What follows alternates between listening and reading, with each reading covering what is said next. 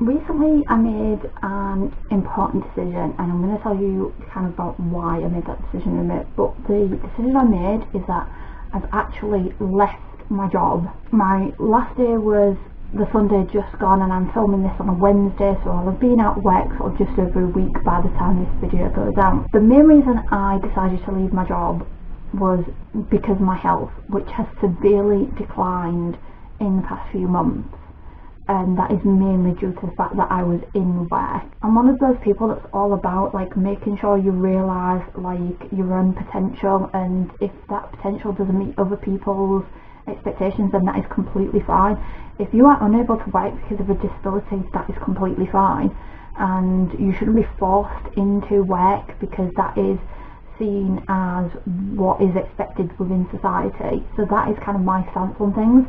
And I wasn't going to literally work myself to death. When I originally left my job before that and was out of work for a year and a half, I had some help getting back into work, and I was deemed as having limited capability to work, and that was what was listed was due to autism, depression, anxiety, and that was kind of it. And since then I kind of like declared all of my health things again, and added to it now is hallucinations, paranoia, obviously my ADHD wasn't on there as well, and my tendinitis that I've developed. So these are all things that are like preventing me getting any kind of like normal job.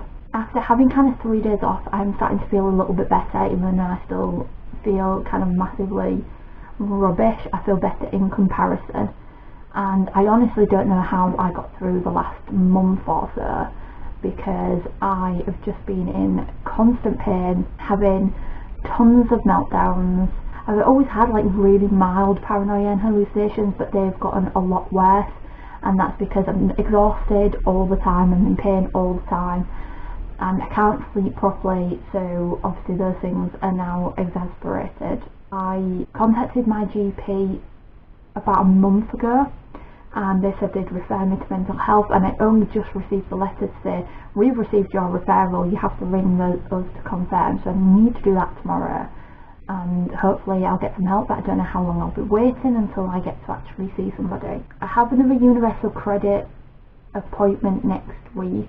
It'll be my first one since like before the pandemic, so I'm going to obviously request to have another health assessment. My previous health assessment for this benefit I never actually received a copy of, which I was meant to, so then I wasn't able to appeal it because I didn't know what was actually written. When I saw what was written, which half of it was just absolute lies, I was really appalled with it, but it was way too late for me to appeal.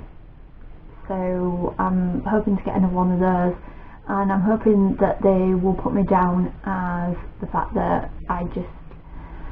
it's one of the things I come across as being able to work, but then working makes me ill, so I'm kind of in that middle ground. But now that my health has deteriorated more, I don't know whether I'll be now classified as like my everyday life when I'm not at work health is too bad to kind of apply for jobs.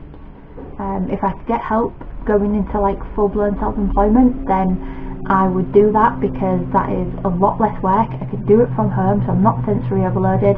If I'm in pain, I don't have to work because I don't have to then ring in sick. So that is kind of like where I'm at with employment at the moment.